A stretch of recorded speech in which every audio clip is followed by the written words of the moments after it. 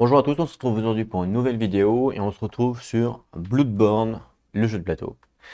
Donc du coup, déjà je voulais remercier tous ceux qui m'avaient laissé des commentaires sur la vidéo test de la caméra et du son. Merci à vous.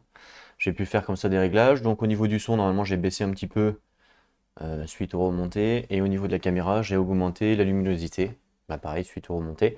Donc j'espère que ça sera mieux. N'hésitez pas à me dire dans les commentaires si ça va toujours pas. Comme ça je pourrai toujours faire des réglages à la suite de cette vidéo. Voilà, mais je pense que là, on est pas mal. Je voudrais pas que ce soit trop sombre, j'espère pas en tout cas.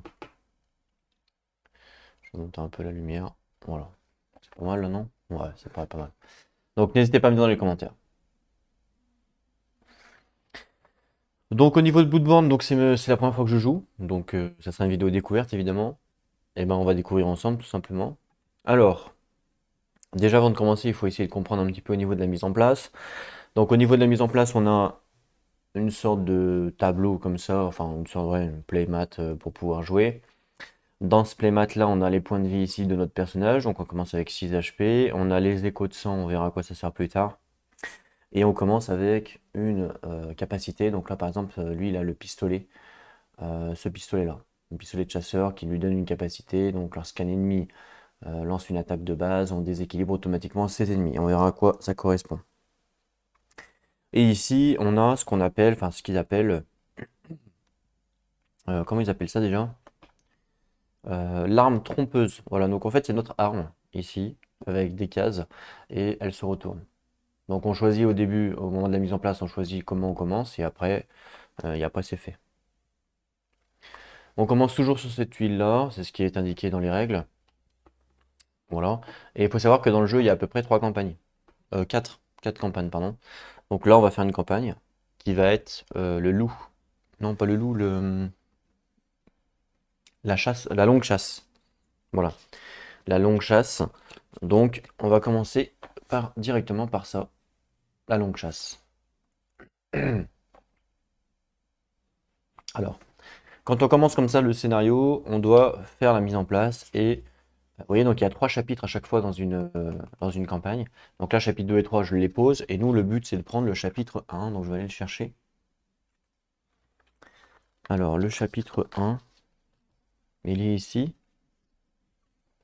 Et on doit lire justement tout ce qui est indiqué. Donc vous voyez, au niveau de la mise en place, ici, on nous dit que les groupes d'ennemis, donc groupe de chasseurs, serviteurs du chasseur, loup-garou. Il faut savoir que dans le jeu, il y a ici, hop, donc un plateau ennemi, où là, on a des ennemis. Donc j'ai mis les ennemis qui étaient indiqués sur la carte, ici. Donc on doit les mettre aléatoirement, et il faut savoir qu'ils sont recto verso. Donc par exemple, le loup-garou, il est de deux côtés, d'accord? Et bien ça, on le met au pif, hop, et on le met au pif aussi sur les 3 emplacements. Ce qui fait que même si vous refaites par exemple ce premier chapitre, entre guillemets, vous aurez peut-être pas forcément, vous aurez les mêmes ennemis, mais vous aurez peut-être pas forcément les mêmes ennemis avec le même symbole parce que l'emplacement correspond au symbole que on voit ici. Donc vous voyez peut-être pas bien, mais en tout cas, c'est les symboles là. Donc ça, c'est au niveau de la mise en place. Donc voilà pour les ennemis. Ensuite, au niveau de la mise en place, on nous dit par rapport au lieu. Donc je vais vous montrer. Hop. Donc voilà la carte par exemple. Vous voyez, donc lanterne de la cour, maison occupée, chapelle, maison saccagée, pardon. Donc ça, c'est des lieux nommés, ce qu'ils appellent des lieux nommés. Et c'est des lieux qu'on doit prendre, que l'on va retrouver dans le chapitre. Vous voyez, je vous montre ici. Donc j'ai préparé donc, les lieux que vous pouvez voir ici. Et donc du coup, dans ces lieux-là, il y a les lieux nommés. Et en dessous, vous voyez, on nous dit 2 lieux aléatoires par rapport au nombre de joueurs. En fait, le symbole que vous voyez à gauche, c'est par rapport au nombre de joueurs. Comme je joue solo avec un seul chasseur, et ben j'en ai rajouté 2 que j'ai mélangés à toutes les tuiles. D'accord?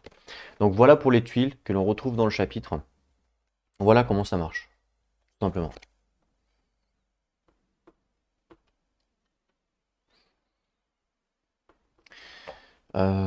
Sinon, sinon c'est tout. Ensuite, donc ça c'est au niveau de la mise en place pour ça. Et après on commence avec l'introduction. Ah non, d'abord avec non, d'abord avec celle-là. Donc on nous dit ici, chapitre 1, la mission. Lancement de la chasse, révéler la carte 1. Donc ça, il faut qu'on la révèle. Si on termine, vous terminez un déplacement sur la tuile lanterne de la cour, révélez la carte 5. Vous terminez un déplacement sur la tuile maison occupée, il faut révéler la carte 8. Vous terminez un déplacement sur la tuile maison saccagée, il faut révéler la carte 12. Ok. Donc cette carte-là, je vais la laisser ici au niveau du chapitre. Voilà. Et ici, vous voyez, il y a Rêve du chasseur. En fait, c'est un jeu, c'est un donjon crawler mélangé à un deck building. Et donc, ici, on va pouvoir mettre des cartes pour pouvoir améliorer justement nos cartes. Donc là, on doit prendre les cartes. Donc regardez au-dessus, j'ai préparé un petit tas de cartes là au-dessus. Donc ici, ça a été mélangé. Et bien toutes ces cartes-là, il va falloir que j'en mette une dans chaque emplacement. Donc j'en prends une. Et ça, c'est des cartes que je vais pouvoir acheter pour améliorer mon deck parce que dans Bloodborne, on joue avec un deck. Voilà. Donc ça, je les ai mis ici, vous voyez peut-être pas bien. Hop, ici, il y a une petite piste aussi que vous avez pas forcément vue. Alors, ne vous inquiétez pas, on verra les détails en jouant, hein. Donc, mon deck universel, il est là. Donc, tous les chasseurs, quand on commence le jeu, ont un deck universel, ont tous le même en fait, qu'on mélange et on va pouvoir jouer avec. Voilà, je le mets là. Donc, introduction. Et ensuite, on lit la carte numéro 1, comme c'était indiqué. Donc, on nous dit la longue chasse. Introduction. De toutes les créatures nées de la maladie bestiale, les loups-garous sont les plus bonnies.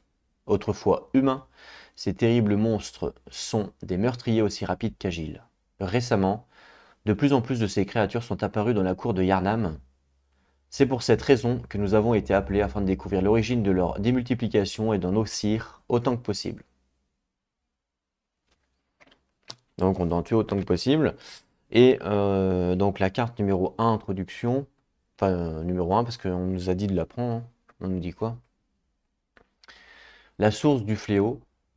Il nous faut sillonner les rues du centre de Yarnam. Le nombre de loups-garous augmente et il faudra passer chaque ruelle en open fin. Nous devrions aussi interroger la populace pour obtenir un maximum d'informations. Peut-être nous aidera-t-elle à trouver la cause de cette soudaine invasion. Vous terminez un déplacement sur la tuile lanterne centrale alors que vous possédez au moins 2 cartes lucidité. Révélez la carte 2. Donc là, pour avancer, vous voyez, dans notre quête, il faut terminer notre déplacement sur la tuile centrale, donc c'est-à-dire celle-là, parce que c'est la tuile centrale, c'est celle-là, c'est marqué, hein. La tuile lanterne centrale, pardon. Et c'est celle-là, parce que cette tuile-là, vous voyez, lanterne centrale, donc c'est bien celle-là. Donc il faut qu'on termine ici, ok, mais avec 2 cartes lucidité. Voilà. Donc tant qu'on les a pas, ben, ça fait rien. Donc ça, je vais la laisser ici. Hop, je la laisse là pour qu'on se rappelle. L'aide de jeu. Et puis voilà, l'introduction, on peut l'enlever parce qu'on l'a lu.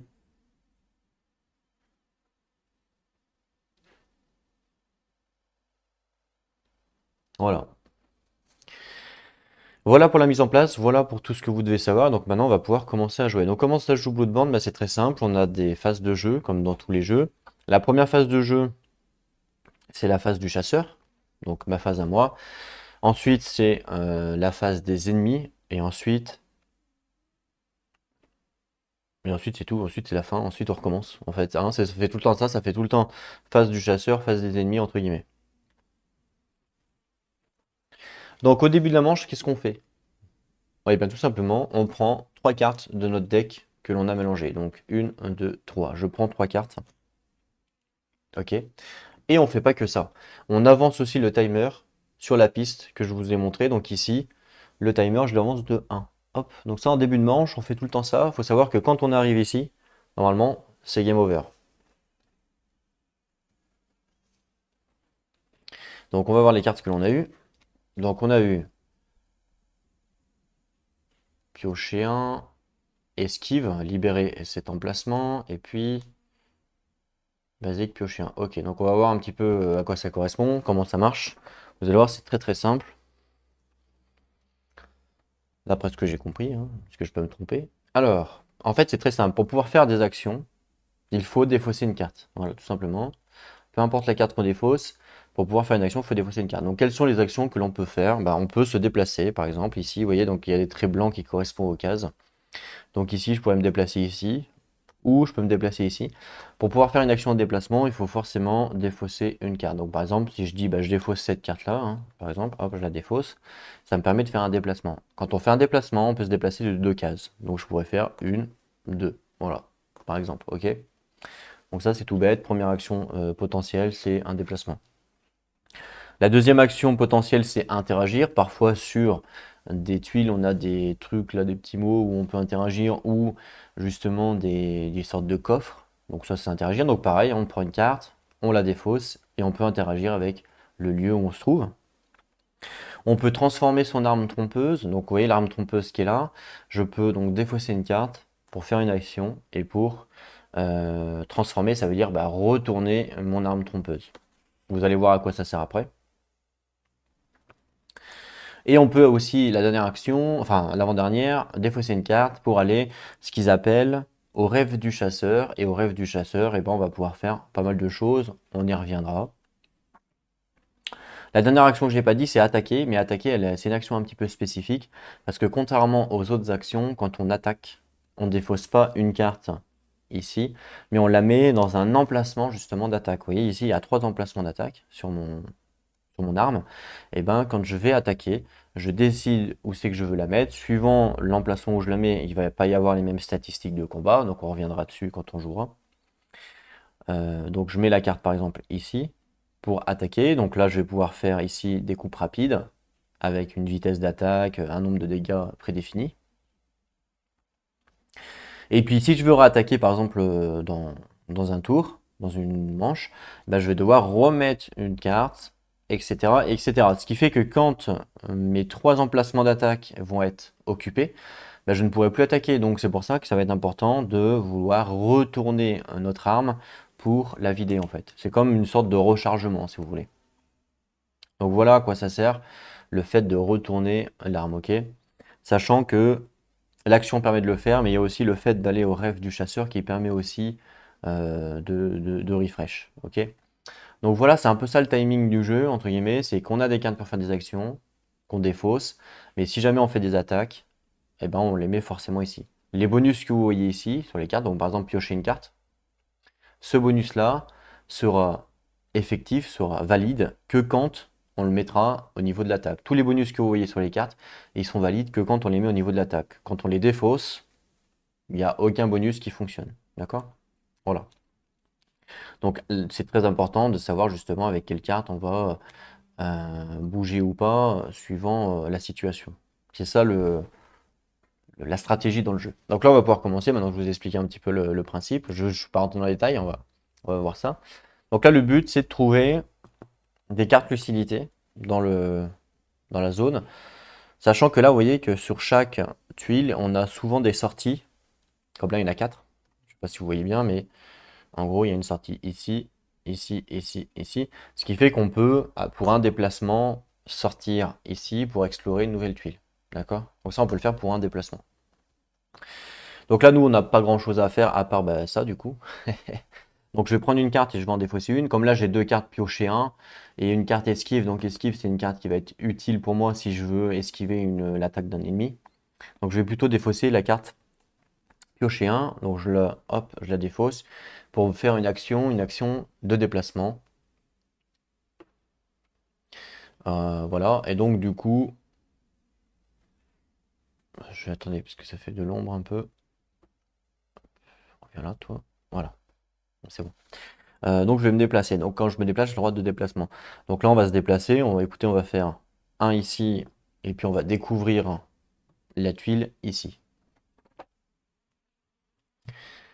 Au niveau des tuiles, donc comme vous pouvez le voir, il y en a 6 dans ce chapitre pour l'instant. Donc ce que je vais faire, c'est que je vais lancer un dé pour savoir c'est laquelle. Je les ai mélangés, mais je préfère lancer un dé. Vous êtes prêts?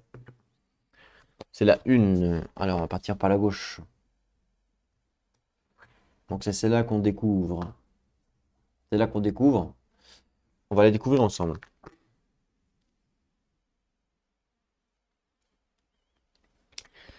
Hop là, on a découvert la chapelle d'Oédon. avec 3 sorties. On nous dit ici, attention, les attaques des ennemis sur cette tuile subissent un malus de -1 et le petit triangle indique en fait la vitesse. Donc -1 de vitesse sur cette tuile-là. Il n'y a rien pour l'instant sur cette tuile, on n'a rien découvert de plus. Ici, il y a une lanterne, il n'y a pas d'ennemis, il n'y a pas d'icône d'ennemi, il n'y a pas d'exploration, il n'y a rien en fait. Donc là, on arrive. Donc, quand on positionne une tuile, il faut forcément qu'on positionne sortie-entrée ensemble, hein. On peut pas faire ça. Ce qui est logique parce que c'est mur à porte. Il faut forcément que je mette porte à porte comme ça et on choisit en fait ce que l'on veut, quel positionnement on veut faire. Comme là, à gauche, il y a mon personnage, on va essayer d'aller un petit peu vers la droite. Donc je vais la mettre comme ça. Donc là, je décide de la mettre comme ça, sachant que moi, mon personnage, du coup, comme j'ai fait un mouvement, je me retrouve ici. Voilà, je me retrouve ici. Tout simplement. Donc là, j'avais un mouvement, mais j'en ai un deuxième, hein. Je vous rappelle que quand on défausse une carte pour faire une action de mouvement, on a toujours deux mouvements. Donc là, j'en ai fait un et j'en ai un deuxième. Et écoutez, on va avancer, je vais aller à droite, donc je vais faire hop, un deuxième mouvement ici. Voilà. Chapelle d'Ouedon, est-ce qu'il y avait un truc par rapport à la chapelle? Non, ça n'a pas l'air. Non, il n'y avait rien du tout. Non, il n'y avait rien du tout. Donc là, je continue à jouer. Tant que j'ai des cartes en main, je peux faire des actions. Par contre, je suis pas obligé de faire toutes les actions. Je peux très bien arrêter mon tour ici et garder des cartes en main. Ça peut être important quand justement il y a des ennemis qui nous poursuivent. Bon, là, c'est pas le cas, mais ça peut être important. Là, ce que je vais faire, c'est que je vais redépenser une carte pour refaire un déplacement. Donc, je la défausse. Voilà, donc comme ça, il me restera plus qu'une pour l'instant. Et je vais refaire un mouvement. Ben, hop, je vais faire un ici. Je vais découvrir une nouvelle tuile. Alors, ça sera la 5. Celle-là.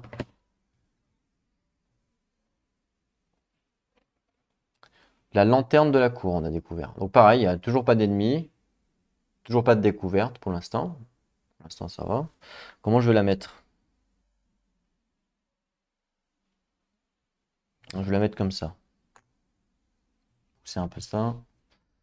Hop. Au début, ça prend pas beaucoup de place ce jeu, mais après, à force d'explorer, évidemment, ça en prend de plus en plus. Donc j'arrive moi ici. Hop, on est d'accord. Donc ça, c'est mon premier move. Il y avait un truc à la lanterne de la cour. Oui, il y a un truc à la lanterne de la cour. Ok. Donc là, on va pouvoir découvrir quelque chose. Il me reste un move à faire. Mais écoutez, je vais me mettre en direction de la porte. Je vais redescendre par là. Voilà. J'espère qu'au niveau de la lumière, tout va bien. Que c'est pas trop sombre. J'avais monté un peu, mais bon. Je vais bouger un peu. Est-ce que si je fais ça, c'est mieux? Peut-être un peu mieux. Ah, mais ça fait de l'ombre, donc ça va pas. Ok. Bon, ça reste une vidéo test pour le moment. Donc là, on est bon. Il me reste une carte que je vais quand même garder. Comme c'est une carte esquive, c'est quand même assez rare. Il faut savoir que dans notre deck, on en a 3 à peu près des cartes. Donc là, des esquives dans mon deck, j'en ai 3. D'accord? Mais je préfère la garder parce que si jamais il y a un ennemi qui spawn ou je ne sais quoi, sachant qu'en plus ici, je dois ramasser une carte. Puisqu'on nous dit, le chapitre 1, la longue chasse, je vous rappelle, vous terminez un déplacement sur la tuile lanterne de la cour, on révèle la carte numéro 5. Et là, c'est ce que je viens de faire. Je viens de terminer un mouvement sur lanterne de la cour. Donc je révèle la carte numéro 5. Donc au niveau du chapitre, si on regarde toutes les cartes ici, ça c'est toutes les cartes du chapitre. D'accord? Donc il y en a quand même un paquet, hein. Et il y en a beaucoup. Il y a tout ça. Donc on révèle la carte numéro 5. Carte numéro 5, pour savoir ce qui se passe.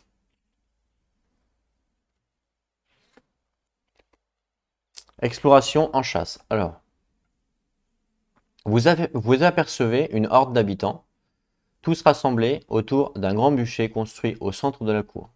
Pris entre les flammes, vous arrivez à déceler les silhouettes de plusieurs loups-garous incinérés.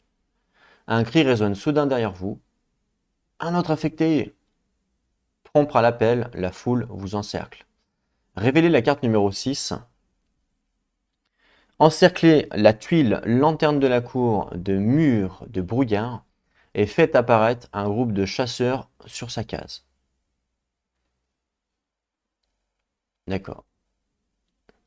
Tuez ce groupe de chasseurs pour terminer cette mission. Et quand on aura terminé la mission, on révèle la carte numéro 7. Donc d'abord, on révèle la carte numéro 6. Ok. Donc la carte là qui est liée à ce scénario, je vais la laisser là pour que je m'en souvienne. On mettra après les monstres, je vais chercher la carte qui nous dise. Donc la carte numéro 6.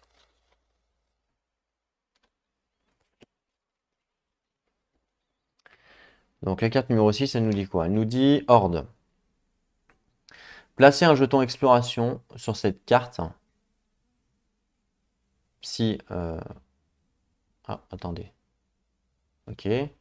Donc, placez un jeton exploration sur cette carte. Plus 1 si vous êtes 3 chasseurs ou plus, c'est pas le cas. Lorsque le groupe de chasseurs doit mourir, retirez un jeton à la place et soignez tous les dégâts reçus. Lors d'un symbole rouge, remettez tout jeton retiré sur cette carte. D'accord. Donc les symboles rouges que vous voyez, en fait, c'est les symboles ici. C'est les symboles ici, vous voyez, les symboles rouges là, ben, c'est cela. Quand on arrive à ce moment-là, eh ben, c'est ce qui se passe. Donc placez un jeton exploration sur cette carte. Ok, donc là je place un jeton d'exploration sur cette carte, donc pareil, je vais la laisser là. Non, là plutôt. Alors un jeton d'exploration, c'est cela. Alors, je sais que ça ressemble pas trop à des jetons d'exploration, mais c'est ça, c'est des têtes de mort comme ça. Ça, c'est des jetons d'exploration. Voilà, tête de mort comme ça, c'est des jetons d'exploration. Donc j'en mets un dessus. Voilà. Lorsque le groupe de chasseurs doit mourir, retirez un jeton à la place. D'accord. Donc c'est une sorte de vie, quoi, de vie supplémentaire. C'est intéressant. Donc là, on nous disait quoi? Encercler la tuile lanterne de la cour du mur de brouillard. Ah oui, mur de brouillard, c'est une règle spécifique qu'on retrouve dans le livre. Ils nous disent que quand ça se passe, on doit boucher toutes les entrées. Donc ici, vous voyez qu'il y a du brouillard en fait, ça c'est du brouillard. Donc je mets du brouillard là, du brouillard ici, du brouillard ici. Voilà. On doit cacher la lanterne. La lanterne s'éteint puisqu'on est dans le brouillard. Donc on met un petit pion comme ça, lanterne éteint. Donc hop, lanterne éteint. Et puis on met le monstre, un groupe de chasseurs. Alors un groupe de chasseurs, c'est ça. Donc ça, c'est un groupe de chasseurs. Voilà à quoi ça correspond à ça.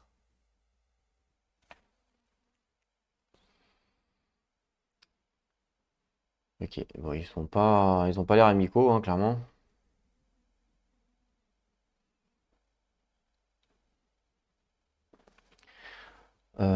Ici. Voilà. Ok. Et donc, notre but, c'est de le tuer, justement. C'est notre mission. Je vais la mettre là. Bon, je vais le mettre là, la carte même.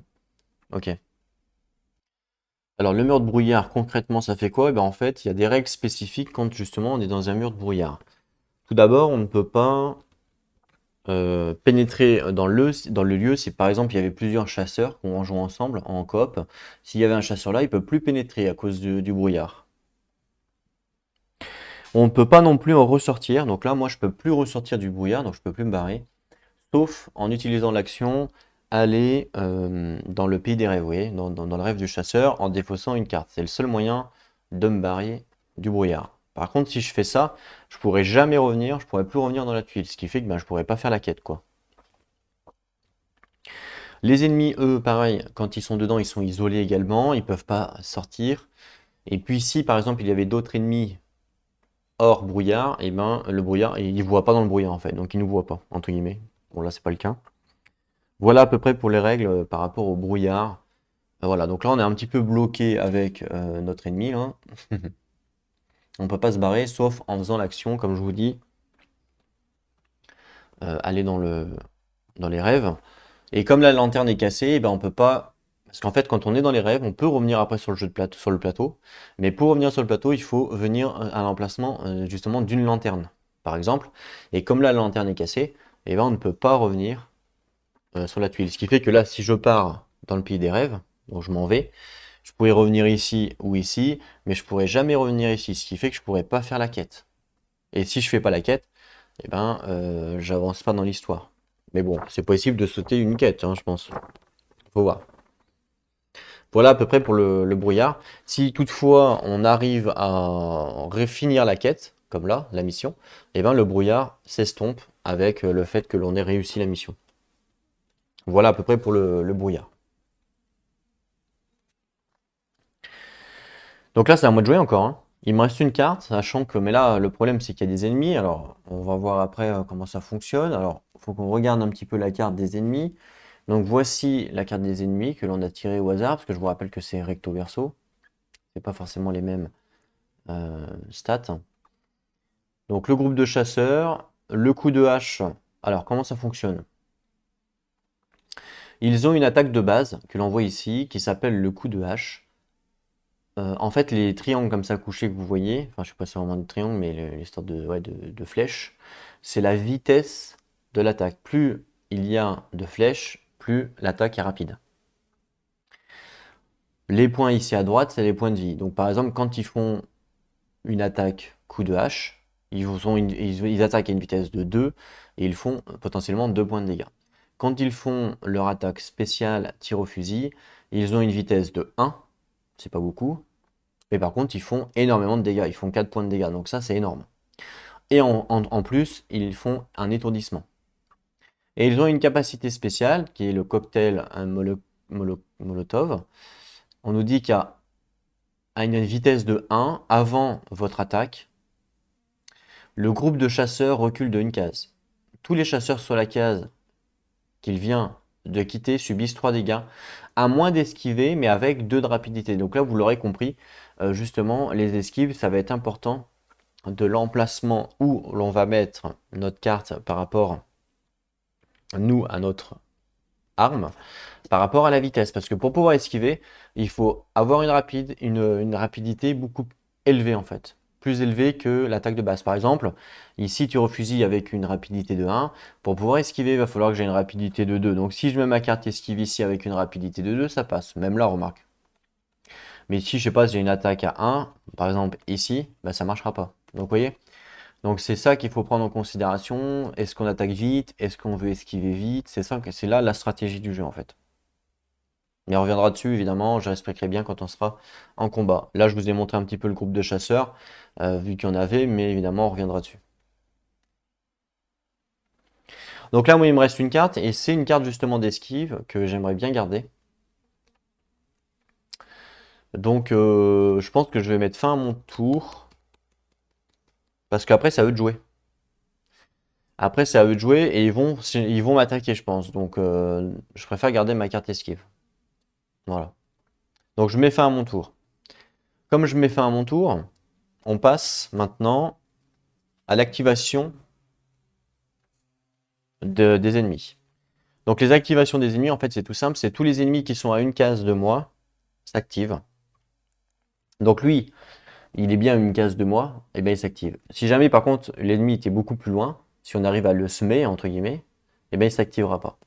Voilà pour les activations d'ennemis. Il faut bien faire gaffe à ça. Donc pour l'activation d'ennemis, il faut les activer dans l'ordre de ça là. Voilà. Donc ici, il y a par rapport au symbole, et ben faut les activer dans l'ordre. Donc on fera d'abord eux, après eux, après eux. Bon là c'est pas le cas parce que j'en ai qu'un. Mais si jamais au cas où à un moment donné il y en a plusieurs, vous le saurez qu'on les active dans l'ordre. Alors, comment on l'active? On nous dit en 1, l'ennemi se déplace. Donc, en premier, l'ennemi se déplace, c'est-à-dire qu'on prend l'ennemi et il se rapproche de nous. Je crois que c'est ça, ou il faut tirer une carte, je sais plus. Attendez, je vais regarder. Non, non. Oui, ok, c'est ça. En fait, ils ont une IA, et l'IA, c'est ils se déplacent et ils attaquent, tout simplement. C'est bête, hein? C'est comme ça. Alors, donc,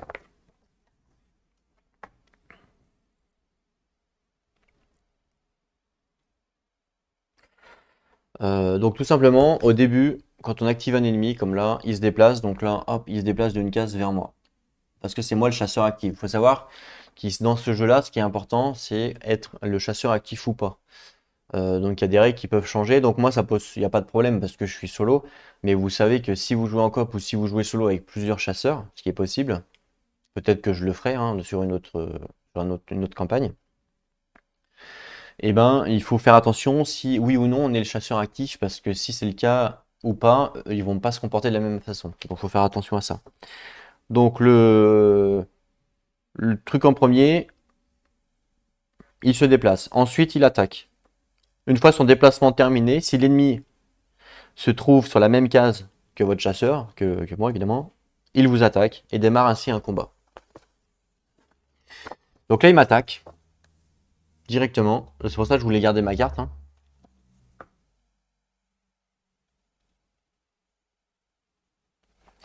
Donc comment ça marche un combat? Eh ben, on y va. Donc pour un combat, on doit piocher.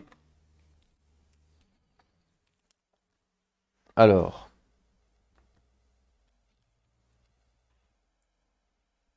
on nous dit. Donc on nous dit, en fait, on doit résoudre les étapes quand on résout un combat. C'est très simple, enfin très très simple. Quand on connaît. Est-ce que c'est marqué sur la petite carte? C'est pas écrit. Ah si.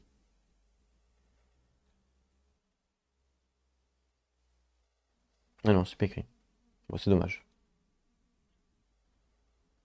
Ok. Donc quand on résout un combat, c'est toujours de la même manière. On doit en premier sélectionner une carte attribut pour mettre dans un emplacement pour dire que l'on veut attaquer l'ennemi. Donc moi, comme il me reste qu'une carte attribut et que je veux la garder pour l'esquive, bah, je peux pas le faire. Donc c'est important, c'est pour ça que je vous dis que c'est important des fois de garder des cartes. Donc là, moi, je peux pas le faire. Donc là, ça veut dire que l'ennemi, je ne pourrais pas l'attaquer. Parce que je décide de garder ma carte pour esquiver. Je pourrais très bien utiliser ma carte pour attaquer. Mais là, j'ai pas envie. Donc, j'utilise pas de carte, d'accord? Donc, c'est toujours ça, toujours au début, quand on démarre un combat, on doit sélectionner une carte de sa main et à mettre dans un des emplacements pour dire j'attaque l'ennemi. C'est bien important. C'est différent de l'esquive, hein, d'accord? Le deuxième point à faire, c'est de piocher l'attaque de l'ennemi. Parce que l'ennemi, il a un deck, voilà, comme celui-là, action ennemie, avec des cartes, et on doit piocher pour savoir lui ce qu'il fait. Est-ce que c'est une attaque justement basique, une attaque spéciale, une capacité? On ne sait pas en fait ce qu'il va faire. Mince. Donc on mélange bien. On en prend une au pif. Et on va voir ce qu'il va faire. Alors, qu'est-ce qu'il fait? Capacité. Donc là, ça veut dire qu'il fait ses capacités. Donc, je crois que j'ai pas de chance. Parce que je crois que la capacité, on ne peut pas l'esquiver. Donc en fait, j'ai gardé mon esquive pour rien. Mais c'est pas grave. Donc il fait capacité. Je vais la mettre là pour l'instant. Donc on va regarder sur sa fiche. Capacité, c'est ce qu'on a vu tout à l'heure, le cocktail Molotov. Donc à 1 de vitesse, avant votre attaque, le groupe de chasseurs recule de une case. Tous les chasseurs sur la case qu'il vient de quitter subissent 3 dégâts. À moins d'esquiver, si on peut esquiver, à moins d'esquiver avec 2 de vitesse. Ah, bah, j'ai bien fait de garder une carte esquive parce qu'il m'aurait fait 3 points de dégâts. C'est énorme. C'est énorme. Donc, là, pour l'instant, la deuxième étape quand on fait un combat, c'était de révéler une carte comme ça. Donc, je répète. Première étape, on prend une carte de sa main pour mettre dans un emplacement d'attaque si l'on souhaite attaquer l'ennemi. Deuxième étape, on révèle une carte d'ennemi pour savoir qu'est-ce qu'il va faire. Et troisième étape, c'est là où on va décider si oui ou non on esquive. Attention, c'est pas la même étape que quand on attaque, c'est pas pareil. On peut esquiver, il faut avoir deux conditions. La première, c'est de pouvoir mettre une carte attribut dans l'emplacement. Si on n'a plus de place, bah, forcément, on ne peut pas esquiver. Et la deuxième condition, c'est justement d'avoir une carte avec le mot clé esquive. Vous voyez, ici. Esquive, c'est pour ça que je l'ai gardé. Elle a le mot clé esquive. Si j'ai pas cette carte-là, je ne pouvais pas esquiver. Donc si j'avais gardé par exemple cette carte-là, par exemple, bah là, je ne peux pas la mettre pour esquiver, ça ne marche pas. Pour esquiver, il faut mettre une carte où il y a le mot-clé esquive. Voilà, ça sert juste à ça.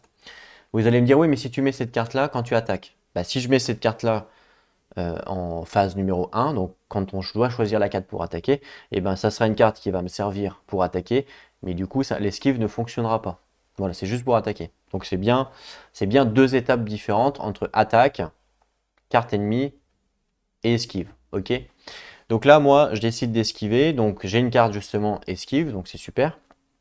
Par contre, il va falloir que je définisse justement sur quelle rapidité, sur quelle vitesse je veux esquiver. Sachant que là, on nous indique que pour la capacité, il faut au moins 2 vitesses pour pouvoir esquiver. Donc forcément, ben, je vais le mettre ici. Je vais mettre ma carte ici pour esquiver. On voit que là, j'ai 3 vitesses.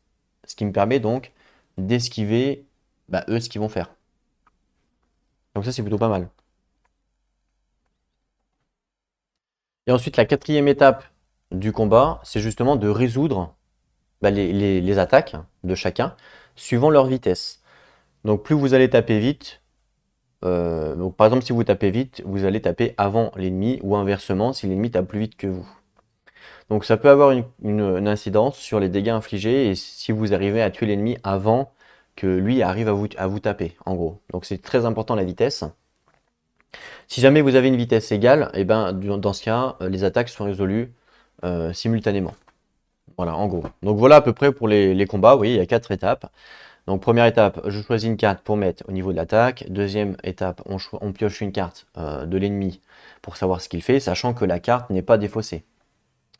La carte, elle est mise de côté, je vais la mettre ici par exemple, voilà. Et puis, vous voyez le deck de l'ennemi, je le mets à côté. Ce qui fait que la prochaine carte qu'il va piocher, eh ben, ça ne sera pas celle-là forcément. Le deck sera remélangé quand il n'y aura plus de cartes. Ce qui veut dire que l'on sait à peu près, on peut se dire, bon bah là, plus on va mettre de cartes là, plus on va pouvoir se dire, bah lui il va faire ça.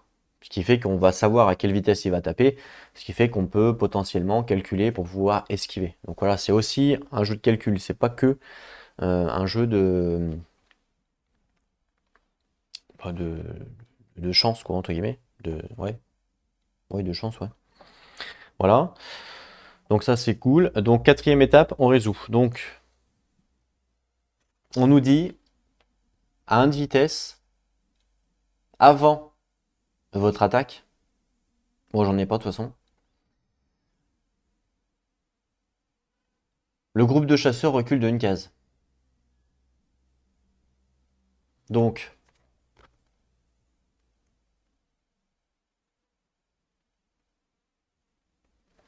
le groupe de chasseurs recule de une case, donc il retourne ici, forcément. Et après on nous dit, tous les chasseurs sur la case qu'ils viennent quitter subissent 3 dégâts, à moins d'esquiver à rapidité 2. Comme moi j'ai esquivé à rapidité 3, et ben je ne prends pas les dégâts. Voilà, mais il a fait quand même, évidemment, il fait quand même son déplacement normal, standard. Enfin, j'espère en tout cas.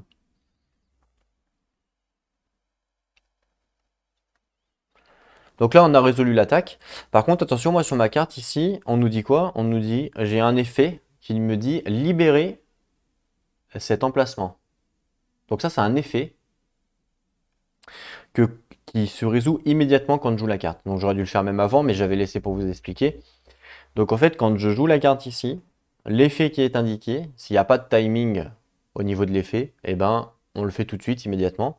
Donc là, hop, libérer cet emplacement. Donc la carte, je la prends, je la défausse. Et du coup, mon emplacement, il est libre. Ce qui fait que je pourrais rejouer une nouvelle carte pour un prochain combat, par exemple. Alors que s'il n'y avait pas eu l'effet, bah, la carte, elle reste là et est terminée, quoi. Ok? Donc libérer cet emplacement, je libère et je mets la carte ici et terminé. Donc ça, c'est plutôt pas mal. Donc voilà pour ça. Ça, je vais laisser là parce que de toute façon, on va continuer à se faire taper. Et donc là, les ennemis ont joué. Maintenant, c'est la fin du tour de l'ennemi. On reprend un nouveau tour, une nouvelle manche. Hein, la manche est terminée. On refait une nouvelle manche et toujours pareil avec mon activation, activation ennemie, etc., etc. Donc mon activation, maintenant vous le savez, je prends donc mon deck. Je pioche 3 cartes. 1, 2, 3. Si jamais il me restait des cartes en main, eh ben je pioche jusqu'à avoir 3 cartes. D'accord? On peut pas avoir plus de 3 cartes. On les regardera après. Et on n'oublie pas de monter de un cran, hop, ici, le timer way. Donc ça va très vite, hein. Alors on a quoi? On a encore une esquive. Donc il faut savoir qu'il y en a 3 dans le deck, hein, des esquives. Donc ça, c'est si jamais je l'utilise pour une attaque, eh ben je gagne plus 1 HP. Si jamais j'en ai perdu, c'est pas mal. Et puis c'est là, si par exemple je l'utilise pour une attaque, pardon, et ben je fais un déséquilibrement. Donc on verra à quoi ça correspond ce mot-clé. Donc là j'ai 3 cartes. Sachant que là ma mission c'est forcément d'attaquer et de tuer lui. Et là on n'est pas sur la même case, donc comme il a bougé. Donc il va falloir que je me déplace pour faire un combat, hein, enfin pour attaquer je pense. Je vais perdre une carte, c'est dommage. Ou je peux attendre. Hein, je suis pas obligé de me déplacer, je peux attendre qu'il vienne, parce que forcément, il va faire comme tout à l'heure, il va venir, et il va forcément attaquer. C'est dans le schéma de l'IA, entre guillemets. Donc là, comme j'ai 3 cartes, je peux très bien utiliser ma carte d'esquive pour l'esquiver, et une carte d'attaque. Est-ce que je vais arriver à le tuer? Je sais pas, je pense pas. Il a combien d'HP? On voit que le groupe de chasseurs, il a 4 HP ici. Moi, avec mes armes, je peux faire potentiellement un HP, 2 HP avec taillade. On nous dit les attaques avec déséquilibrement gagnent plus 1 de dégâts. Ça tombe bien parce que moi justement j'ai un déséquilibrement ici. Donc si je joue mon attaque avec déséquilibrement, par exemple ici, bah c'est pas 2 d'attaque que je vais faire mais c'est 3. 1, 2, 3. Potentiellement. Mais même à 3, je vais pas le tuer.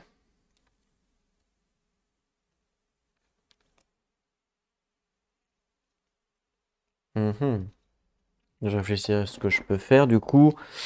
Parce que lui il a quand même pas mal de vitesse. Enfin, s'il pioche le spécial tir au fusil, il a une vitesse de 1. Et là il a une vitesse de 2 du coup de la hache. Donc un ou 2. Sachant que moi j'ai 2 et 3 pour les deux autres. Après j'ai mon pistolet ici. Lorsque un ennemi lance une attaque de base, déséquilibrer automatiquement cet ennemi. Donc ça c'est ma capacité. Donc le déséquilibrement c'est quoi? Le déséquilibrement c'est on annule l'attaque ennemie si sa vitesse est inférieure. Donc vous voyez c'est ce qui est écrit ici, déséquilibrement, annuler l'attaque ennemie si sa vitesse est inférieure. Donc c'est pas mal le fait de le déséquilibrer. Parce que du coup on annule son attaque, donc c'est super fort. Alors, qu'est-ce que l'on va faire? Évidemment, la difficulté, c'est que l'on ne sait pas ce qu'il va faire lui. Bon, il a quand même plus de chances de faire une attaque de base et de faire un tir spécial, mais pour l'instant, on ne sait pas ce qu'il va faire. Donc, est-ce que je me déplace ou est-ce que je bouge pas? Telle est la question. Parce que je perds quand même un tour de jeu, hein, à ne pas me déplacer. C'est-à-dire, je mets fin à mon tour. C'est quand même enfin, comme les tours, ça va très vite. Il faut peut-être pas perdre trop de temps non plus, quoi. On n'a pas la journée, c'est ça que je veux dire. Donc, je me demande si je fais pas un mouvement et je fais une attaque. Après, j'aurai plus de cartes, donc ça veut dire que s'il meurt pas et que lui en retour m'attaque, ben je vais me prendre des dégâts quoi. Mais bon,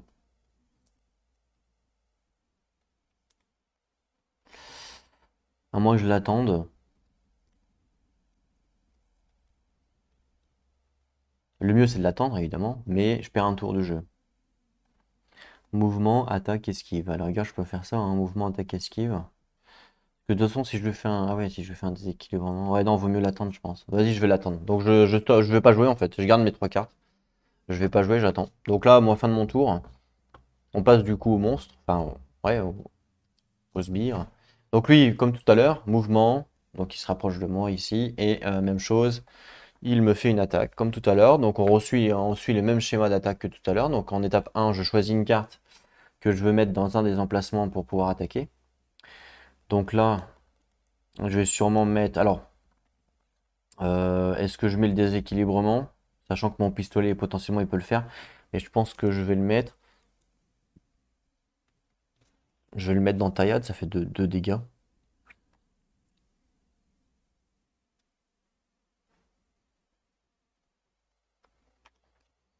Pourquoi pas?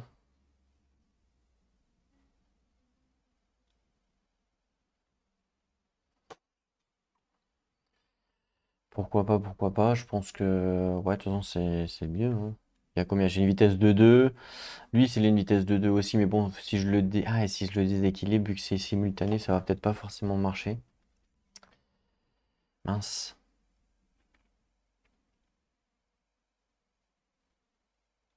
Comment je fais? En fait, le truc, c'est que si je mets ma carte dans la taillade, moi j'ai une vitesse de 2. Si l'ennemi nous fait un coup de hache avec une vitesse de 2, ce qui fait que les attaques sont résolues simultanément, d'accord? Donc ça veut dire que moi, mon déséquilibre ne fonctionne pas, puisque c'est résolu simultanément. Donc il va me faire 2 dégâts, et moi je vais lui faire 2 dégâts aussi. J'ai pas le plus simple parce que je déséquilibre pas. Si je le mets ailleurs, je sais pas, je mets ici ou ici, je vais faire plus un dégât, mais lui me fera pas de dégâts, potentiellement. Donc je pense que je vais faire ça. Donc je vais le mettre ici, découpe rapide. Voilà, donc là je mets ma carte ici pour attaquer. D'accord? Donc jusque là tout va bien. On pioche une carte du deck ennemi pour savoir ce qu'il va faire. Et il nous fait une attaque de base. Donc une attaque de base, justement, c'est le coup de hache. Donc il a une rapidité de 2. Donc, alors, d'abord, avant de résoudre l'attaque, on doit mettre, si oui ou non je veux mettre une carte d'esquive. Eh ben non, j'en mets pas, puisque là, comme je vais le déséquilibrer, il va pas pouvoir me faire de dégâts. Donc je mets pas de carte d'esquive, ça c'est plutôt cool. Et donc maintenant on résout les attaques. Donc lui il a une attaque de 2, vitesse 2. Moi j'ai une attaque de vitesse 3. Donc c'est moi qui attaque en premier. Normal. Donc j'attaque en premier, je lui inflige un point de dégâts. Donc je vais prendre un petit dé. Et on va lui mettre qu'il lui reste 3 HP. Voilà. Donc 3 HP. Et en plus, comme j'ai attaqué avant lui, eh ben, je le déséquilibre.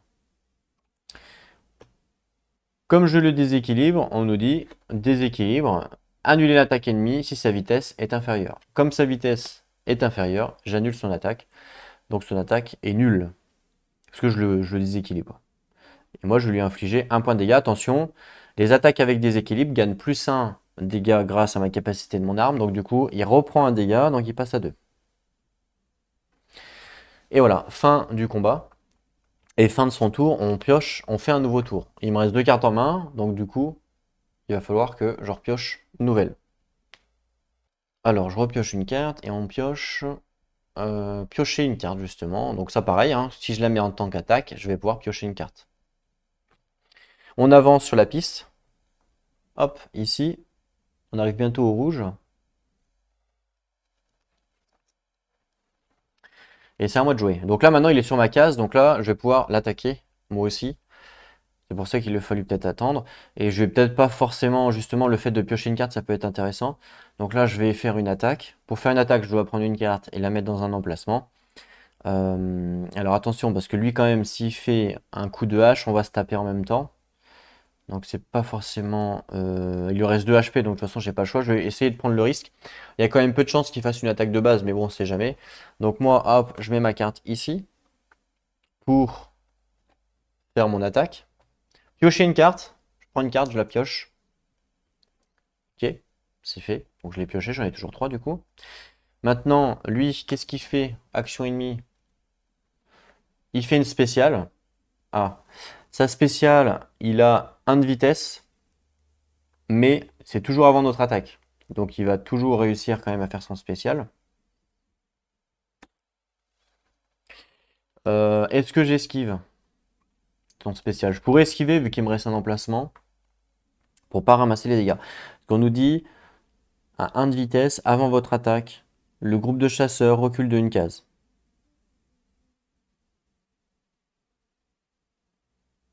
Et ensuite il lance le cocktail. Je vois pas en fait pourquoi il nous donne la vitesse. En fait, ce qui est bizarre, c'est qu'ils nous donnent la vitesse à 1 de vitesse, mais ils nous disent avant votre attaque. Donc pourquoi ils nous disent avant notre attaque? Pourquoi ils nous donnent la vitesse? C'est ça que je comprends pas trop. Alors, je vais essayer de regarder s'il y a des mots-clés. Je sais pas trop, j'ai rien trouvé dans les règles.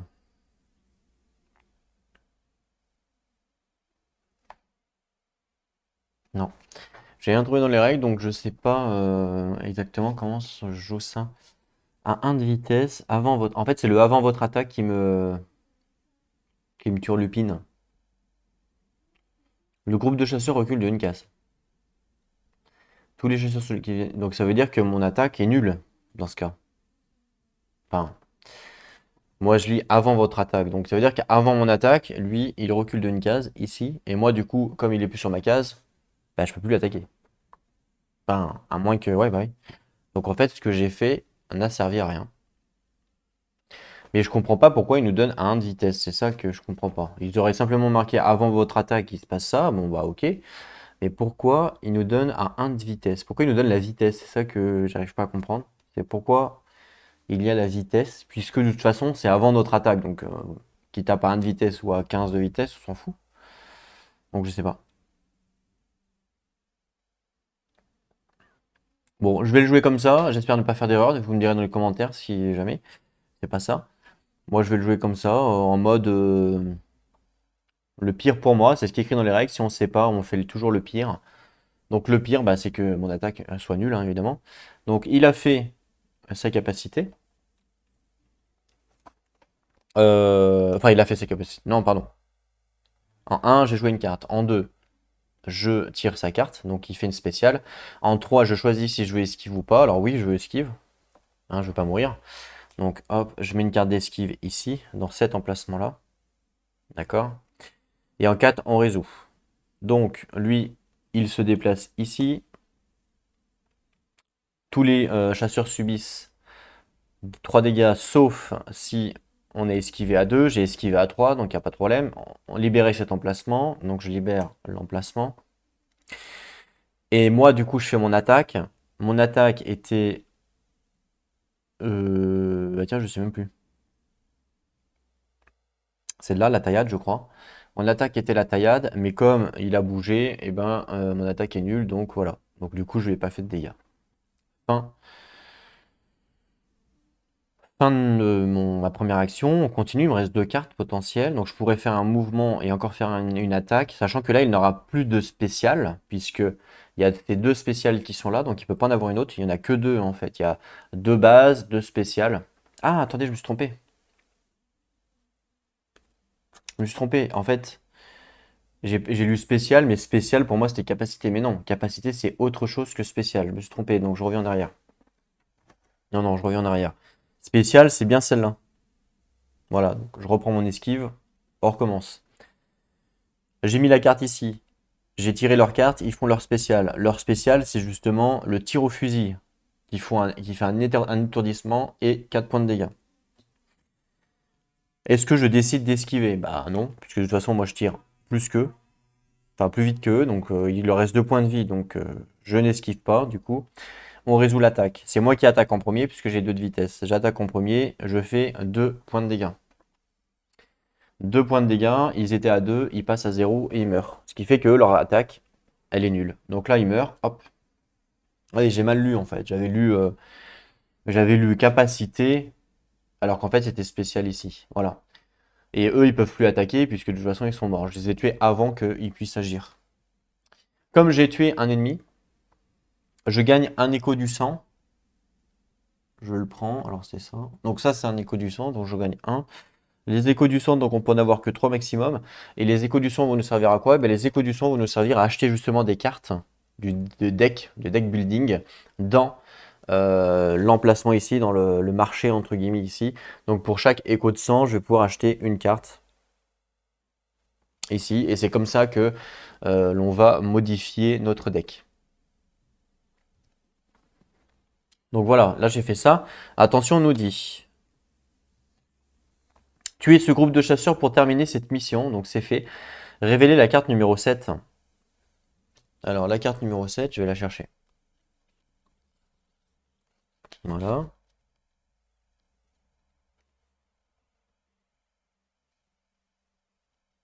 Ah non, attendez, attendez, c'est pas fini. C'est pas fini. Je l'ai pas regardé la carte numéro 7, hein, vous inquiétez pas. C'est pas fini, on n'oublie pas qu'ici on a Horde. Placez un jeton d'exploration sur cette carte. Si, voilà. Lorsque le groupe de chasseurs doit mourir, ce qui est le cas, le groupe de chasseurs doit mourir. Retirez un jeton à la place, donc je retire le jeton à la place, et soignez tous ces dégâts reçus. Donc, du coup, la carte devient nulle maintenant. Je peux la défausser. J'enlève le jeton, hop, et je remets le personnage ici. Voilà. Et ils reviennent full HP grâce, en fait c'était une horde, grâce à la carte. Ouais, donc on n'a pas encore fini, hein. Donc on n'a pas encore fini à ça, ok. Bon, c'est encore à moi de jouer. Là, j'ai pratiquement plus beaucoup d'emplacements, hein, donc ça va être compliqué. Il me reste quoi en carte? Bon, ça c'est pour gagner des points de vie. Je pourrais limite encore faire une attaque à 3 de rapidité.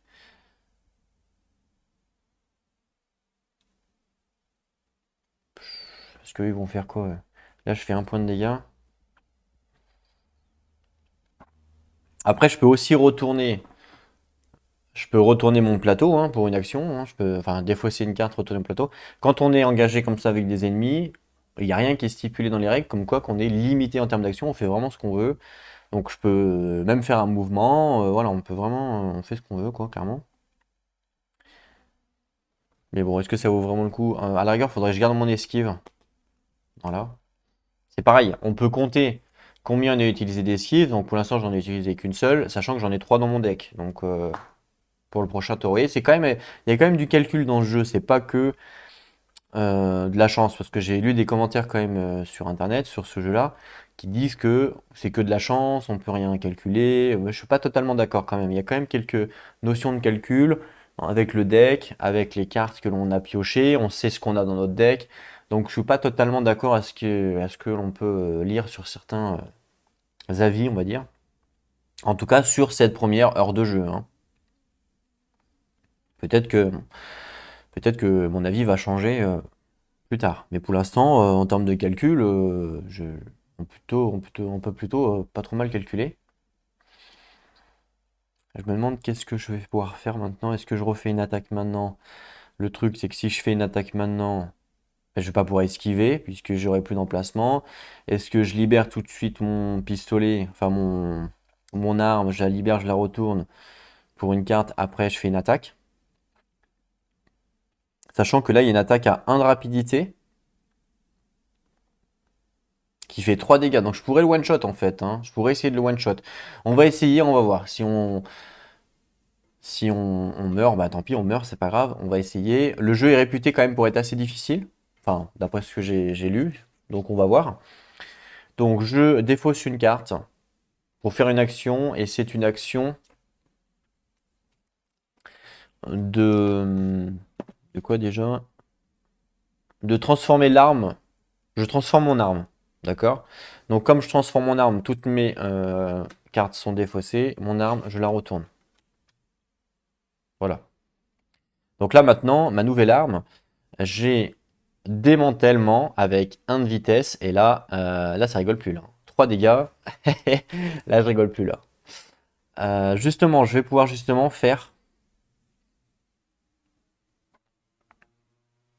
mon démantèlement ici, comme attaque. Voilà. Donc ça c'est une action d'attaque. Donc lui, je pioche sa carte pour savoir ce qu'il va faire. C'est la deuxième étape. Spécial, encore.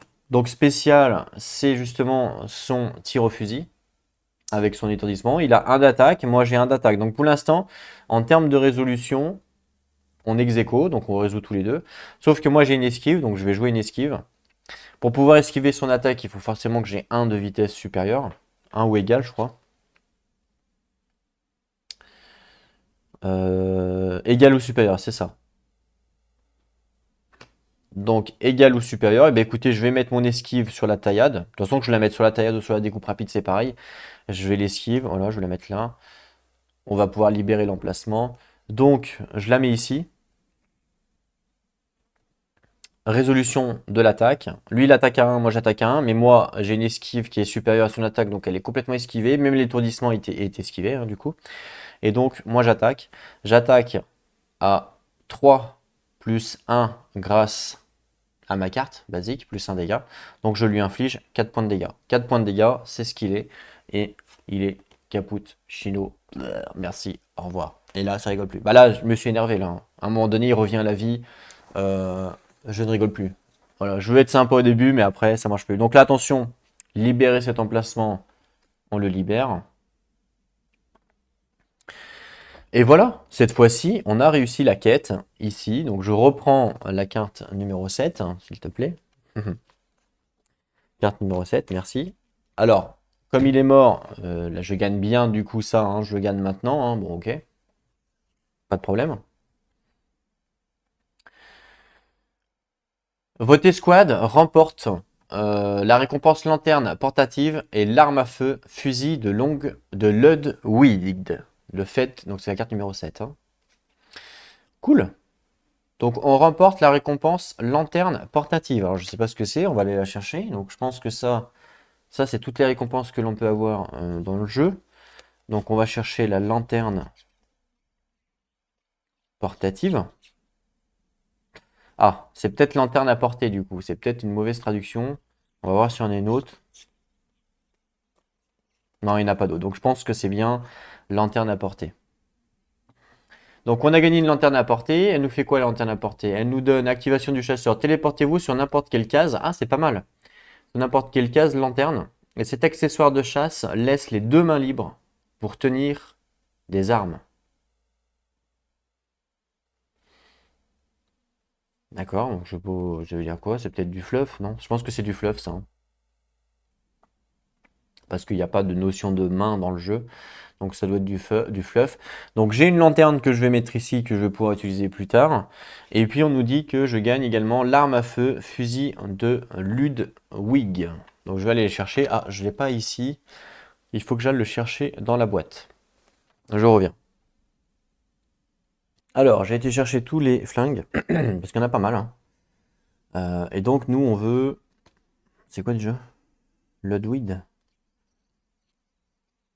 Ah, Ludwig. Fusil de Ludwig. Donc c'est celui-là qu'on a gagné. Alors évidemment, les armes, on ne peut pas en avoir 15. Donc pour l'instant, j'en ai une, qui est là, le pistolet du chasseur. Si jamais je décide de choisir de prendre le fusil de Ludwig, évidemment, il va remplacer le mien.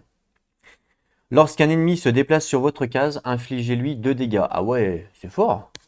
Ah ouais, c'est super fort. Effectivement, attention, il y a... Pour réactiver à chaque fois la carte, il faut défausser 2 cartes, hein. Celle-là, ah ouais, c'est fort. Bah, je vais le changer, hein, clairement. Donc, je vais mettre à la place mon fusil de Ludwig. Et puis, mon pistolet de chasseur, eh ben, je l'enlève. Alors, il est débloqué pour toute la campagne. Je pourrais le récupérer. Je pourrais le changer durant le cours de la campagne. Voilà, on fait ce qu'on veut, hein. Donc, ça, c'est plutôt pas mal. Alors, maintenant que j'ai réussi la quête, la quête qui mettait en place le brouillard est retirée, puisque j'ai réussi la quête. Donc hop, on retire tout le brouillard et on retire également la lanterne cassée. Elle se répare entre guillemets, puisque j'ai fini la quête. Voilà, donc la carte est terminée, on peut la défausser. Hop là, plutôt pas mal ça. On les a bien défouraillés, clairement. Alors on va lire quand même le petit fluff là en dessous. On nous dit: les habitants dont la folie est symptomatique des premiers stades de l'infection répondent à l'appel de la chasse. Croyant que le génocide de ces bêtes dissipera les effets de la maladie, vous fouillez les cadavres et emportez les fournitures qui présentent une once d'utilité. Et c'est justement en fouillant les cadavres des mecs morts que l'on a trouvé notre fusil de Ludwig et notre lanterne à portée. Très bien, merci beaucoup. On défausse la carte. Il me reste, bah, j'ai plus de cartes en main. Donc, tour des ennemis, il n'y en a pas. Et fin de la manche. Je pense que je vais arrêter là pour cette première vidéo. Comme ça va vous laisser le temps de marquer des commentaires si jamais j'ai fait des erreurs. Ça me permettra à la rigueur de corriger. J'espère ne pas en avoir fait. Voilà, bon, pour l'instant, bah, c'est plutôt sympa. Faut continuer. Mon deck, il me reste ça en cartes, sachant que quand je n'ai plus de cartes, eh ben, on remélange évidemment. Et qu'il y a un truc que je vous ai pas dit, mais c'est que quand on achète une carte ici, qu'est-ce qui se passe? Eh ben, on va devoir enlever une carte de base. Donc c'est important, ce côté deck building. On ne peut pas avoir plus de 12 cartes dans notre deck. Donc ça va être important. Et là, en termes de trucs, donc là, vous voyez, par exemple, il y a les deux spéciales qui sont passées. Je ne vais pas les mettre ensemble. Une base, une capacité. Donc là, la prochaine attaque d'un ennemi sera soit base, forcément, soit spéciale. Donc on le sait, vous voyez, il y a quand même un petit peu de ce calcul. Voilà, bah écoutez, je vous remercie à tous d'avoir regardé. C'était un petit peu aussi une vidéo test en termes de caméra, en termes de son, en termes de luminosité. N'hésitez pas à me dire dans les commentaires. On se retrouve donc très bientôt pour la suite de notre petite campagne. En attendant, prenez soin de vous et n'oubliez pas, jouez à vos jeux. À la plus tout le monde.